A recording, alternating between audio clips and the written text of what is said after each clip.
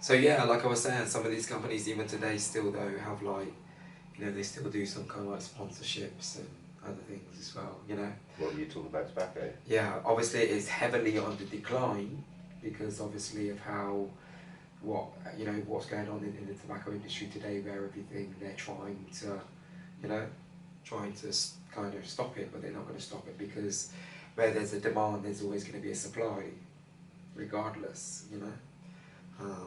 But yeah, you know, but it, you know, like you said, back in the day, loads of companies, it was everywhere. If you see, it was advertised. It was companies were getting big sponsorship deals from these companies to advertise their products in their sports. We're using sports, big exactly. sports, snooker, yeah. snooker. Yeah. You know, to be honest with you, my mother worked for BAT. Yeah, yeah. Okay, so most of my family did actually. Yeah. My mum got the job there when she was very young. Okay. You know, 16, and she. And BAT, for anyone that doesn't know, is British American Tobacco. Yeah, it is. You know, where they sort of merged with America and Britain and did a company. You know, and where was it located? Where was the company? Southampton. Southampton. Okay. So it's quite a big factory, you know. My mum worked there for a number of years, you know.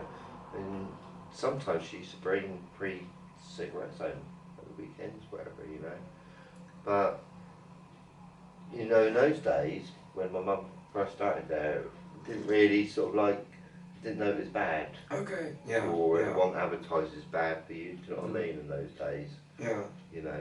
But I used to go out for these coach trips every so often, you know, because my mum used to sort of like get like tickets to go to these snooker matches. Okay, yeah. You know, that were advertising cigarettes and things, you know, and I used to watch Hurricane Higgins play, you know, someone else famous, you know, and all this, you know, do you know what I mean? I used to go to the big snooker matches, you know. Yeah. But it's all paid by BT, you know, and they you know, all the people working there used to get free tickets to go to these big places, do you know what I mean? You know, so they get a big audience there in a kind of way, you know. But they'd make a lot of money by advertising on, you know, and it's all on television as well, you know. But slowly in time, they find, you know, there's no advertising for cigarettes out there, you know, then they put doors in the shops, you know, now they cover them all. But in my day, you know, it wasn't like that, you know, it was advertised everywhere. You were allowed to smoke, you know, and it was right to smoke, it was sexy to smoke, do you know what I mean? They used to promote it in a way, And the same with drink, you know, advertisements still allowed with alcohol, you know, I don't get it in a kind of way, you know, it's a bit of a puzzle to me, you know. Yeah. They should really sort of, you know, to me, I mean, I just wish that we lived in a world where alcohol wasn't kind of invented. Well, all it is essentially people knowing that this product is not a great product for human society and it can cause a lot of detrimental effects to human beings, but yet still they chose to produce it and manufacture it and sell it in the name of profit. Yeah. You know, it does destroy children, it really does. Like I said earlier, capitalism at its finest. They knew. It's like, okay, today, look at the UK for example, and again, being a smoker, it might sound hypocritical, but do you know how much money it costs to help the NHS every year? Tobacco-related illnesses, or whatever, health conditions related to tobacco. You know how much money it costs the NHS each year to treat these people? Millions. Yeah. Same with alcohol. You see what I mean? You know, $2 billion industries that cause. And it also gives the police a job, doesn't it? You know, every weekend to clear all the streets off. Yeah. You know what I mean? And make sure everyone's safe. You know, and they're drinking alcohol out ahead. You know, some people are sensible, aren't they, when they go out, and some people go right over the top and really get drunk. Let's face it. Yeah. And they could ruin everyone's life. Put it that way, you know, they've got to, you know, that's why I don't really like going out, because sometimes I've gone out for a sensible night out with my friends, but it's ended up ruins because somebody got drunk, you know, and tore my life, you know, it ruined my life. It kind of ended badly.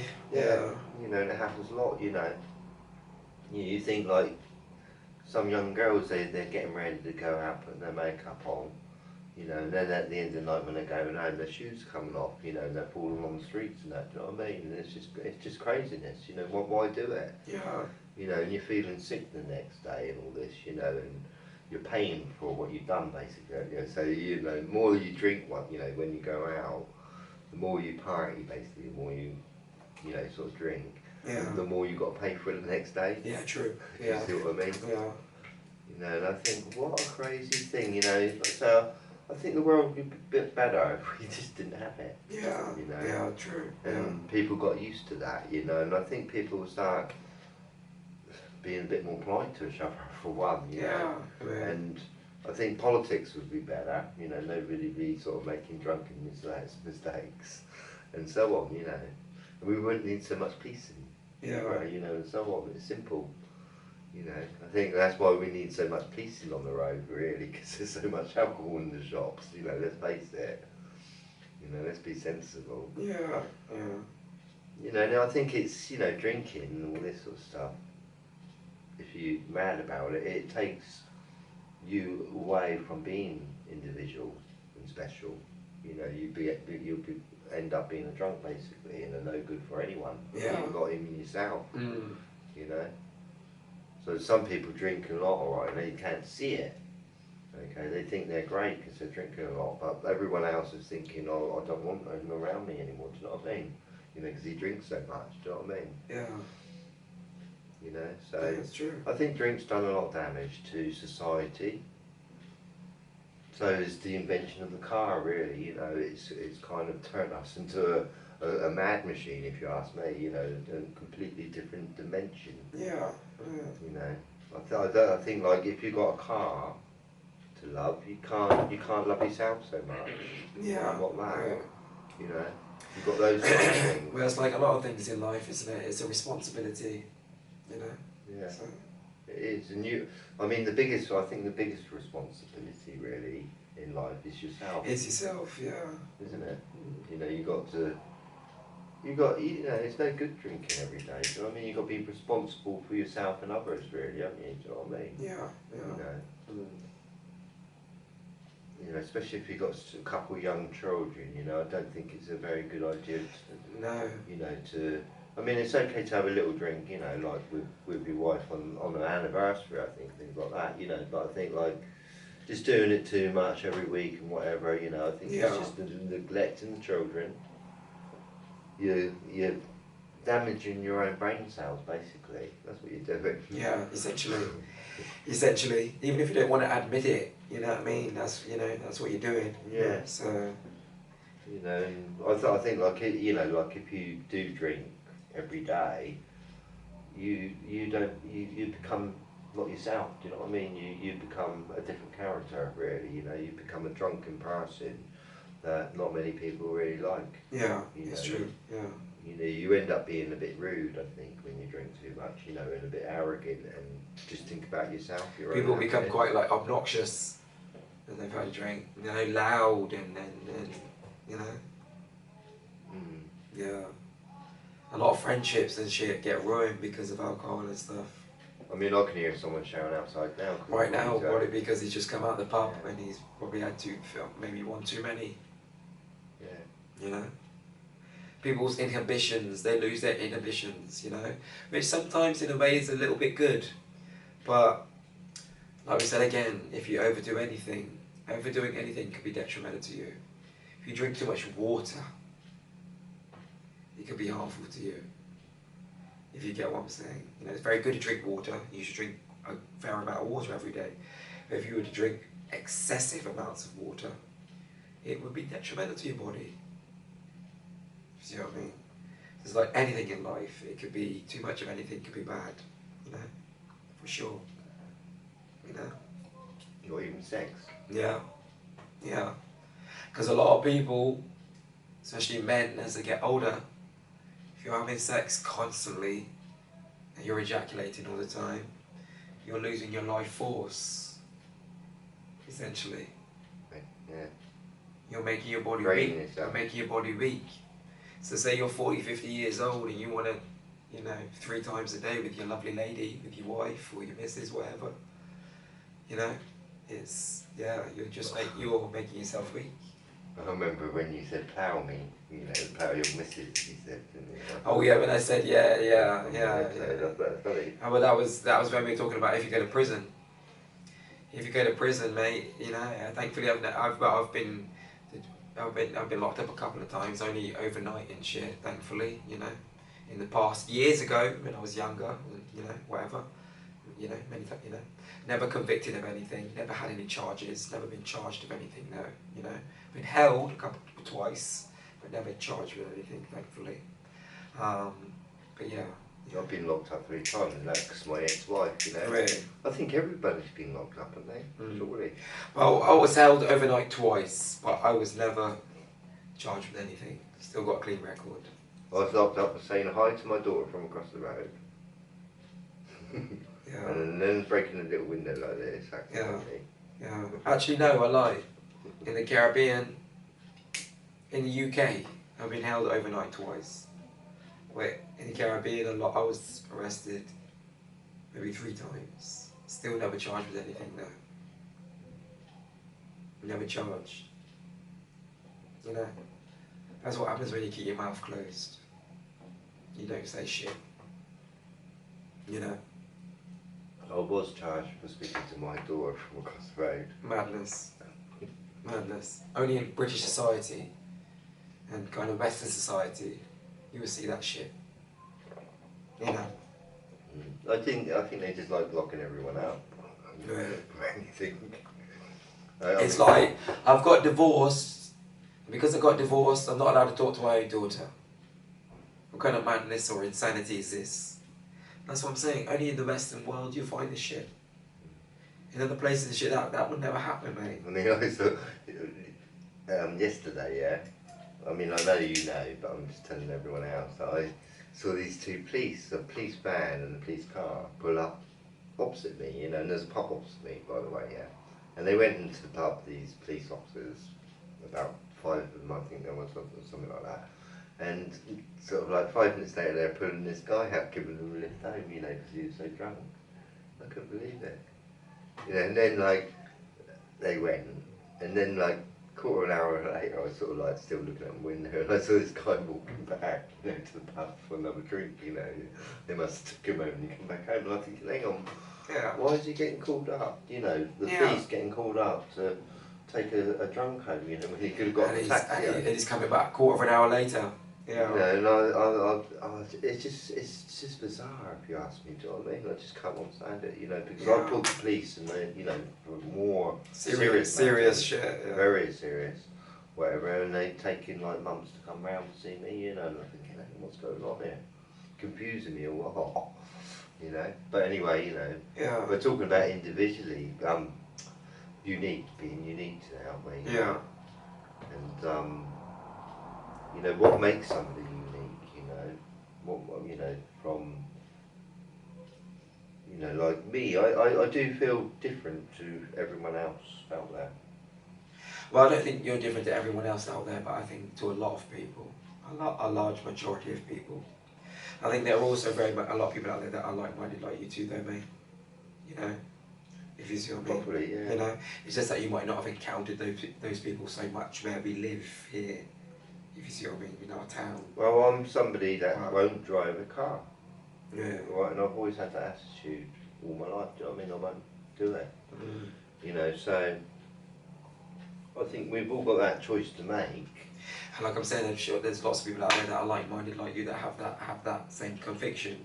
If you see what I mean, of, you know, that's how they think too. If you see what I mean, you know. Yeah. Well, I know my mother does. Do you know what I mean? Yeah. She's never wanted to, you know, drive. You know, she says that cars they should have been called curses. Not cars. Yeah. Curses. Yeah. You know. Yeah. You know, put an E on the end, carers. They don't really care cars, do they? Do you know what I mean? They don't really care about nothing. Yeah. You know what I mean? Yeah. When you think about it. It was a useful kind of creation, but it's become so detrimental to human society in a way, you know, and nature, you know. Yeah, Yeah. It was quite innovative of man, you know. But at the same time, it's like, well, I guess it's like most things in life, innit? Pros and cons, you know. What can a person do like me, yeah, that don't like any cars? What can I do about it? Nothing. Yeah, true. You know, what can anyone else do? You know, I mean, I know my mother's got the same attitude, and I know actually my son has. Yeah. You know, he's 31 now, yeah, my oldest son. And he doesn't like it too. He won't get in a car, do you know what I mean? He's got the same attitude. Yeah. You know, so I know that a lot of people around the world have, but we can't do anything about it, you know, because, you know, like I say, they sell them for one, alright, to make profits. When you think about it, you know, it's all to do with sort of sell the cars to them as much, you know, right, you know, put an MIT on them and all this, so make sure they buy more cars, you know, and get, you know, it's a big manufacturing game, you know, and there's a lot of people, a lot of mechanics in the business, you know, doing it for a living today, you know, and like I say, 100 years ago, there's not many people, engineers around, you know what I mean? This is something that's grown like a monster around. Oh yeah, significantly. You see what I mean? Yeah. You know, and it's a big black, if you ask me, it's like a big black cloud that nobody can do nothing about. You know, that's gone around the whole world, you know. And there's people that love cars, you know, they love racing cars and all that, you know. And they, you know, they're quite rich as well, do you know what I mean? And they, you know, they make this world happen to their design. They don't care about everyone else's, you know, if we don't like it, do you know what I mean? People that don't like cars and that, do you know what I mean? Because I know there's millions around the planet that don't like cars, you know, got the same attitudes as I have, if you see what I mean. So I think, like, you can't be a compassionate person if you're driving. Yeah. That's full stop, you know, and that's the truth of the matter, do you know what I mean? Yeah. And I can sort of see why we're living in the world we're living in today, because people are just getting away with doing what they want. Yeah, you know? true. Yeah. They can, you know, you can buy a car with quite a loud engine, you know, and you know, and I can't believe it's not against the law in a kind of way, you know, because some of these cars are quite disturbing. Yeah. And motorbikes. Yeah. You know, they wake babies up.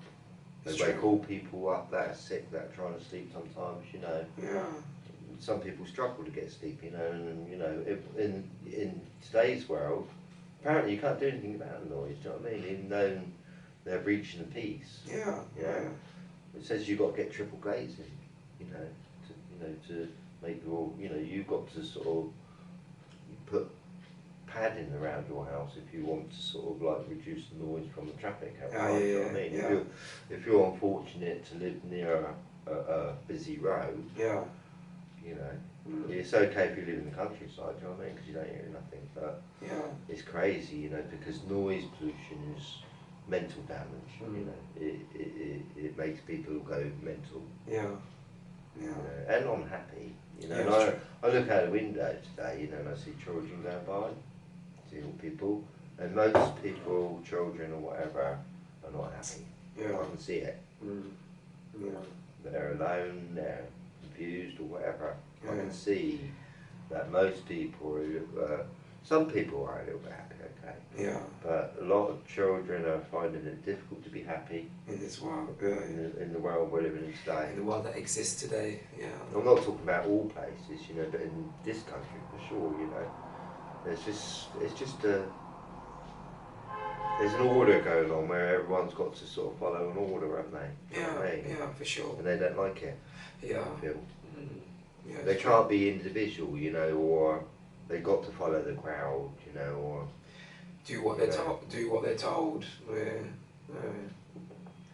Yes, for sure. Anyway, mate, before we wrap it up and call it a night for this week's episode, all about uniqueness. Is any final words, any closing statements, or anything you want to leave with the people about being unique and, you know, being themselves? Yeah, just try to be yourself. You know, that's what will make you unique, if anything, you know. And yeah. Follow your heart. Follow your heart, that's a good one. Follow your passion. Follow what makes you happy. You know? Yeah. What makes you happiest in life. You try to use your imagination more, I would say, you know, try to become, you know, find out who you are, you know, by studying your own imagination, I would guess, you know, like, yeah. Yeah, for sure. I would say, just like I said earlier, just follow your heart. You know, find out who you are as a person. Do some like soul searching, do some self-assessment, do some self-analyzation, and ask yourself, what makes me happy? What drives me in life? What motivates me? What inspires me? What am I really passionate about? You know, what brings me the most happiness when I do it? What goals do I have in life? You know, where do I see myself in 10 years from now, 20 years from now? All these things, you know. And I think it's just about being brutally honest with yourself. I think it's important, you know, to be independent in life, you know, that's one thing I'm enjoying in life today, is being independent from anyone else. Yeah. So I can start being unique. Yeah. You know? Yeah. Free to be yourself. In the future, yeah. You know. So like you kind of write your own future in a kind of way, you know, you I mean, basically the way my life ends is kind of up to me. Yeah. Yeah. I think we all write our own story in a Yeah. funny way, you know. And I think like just try to not follow others. Yeah. If you can help, you know. Essentially, yeah, for sure. Yeah. Anyway, guys, hope you guys have enjoyed this week's episode all about uniqueness.